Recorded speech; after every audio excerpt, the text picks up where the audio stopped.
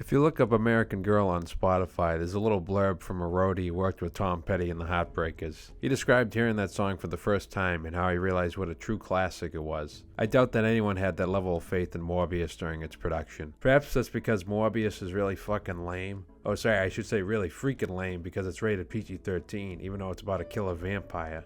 That's a bunch of bullshit anyway, because all Morbius does is drink blood out of plastic bags like it's fucking boxed wine. Is he gonna slap the bag too? For those who don't know, Morbius is a superhero movie that tells the story of a renowned doctor, Michael Morbius, played by Jared Leto, who has some blood disorder and then becomes a vampire. Something like that. I don't know. The movie made little to no impression on me, even though I've seen it twice now. It's like someone else watched it in their den and I just looked on through the window from outside. Certain things do stand out, like how the story claims that Morbius would have been a teenager 25 years prior. I find that hard to believe since Jared Leto is literally twice my age.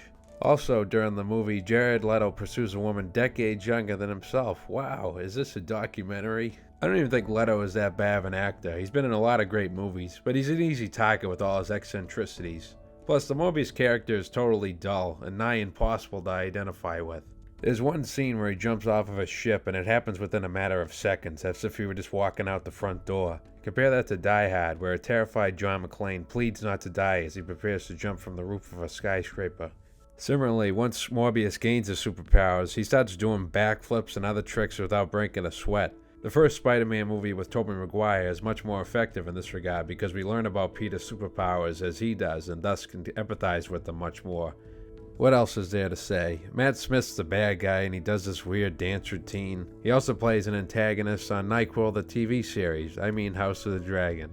The love interest is played by Adria Arjona, who has a much better role in the Star Wars show Andor.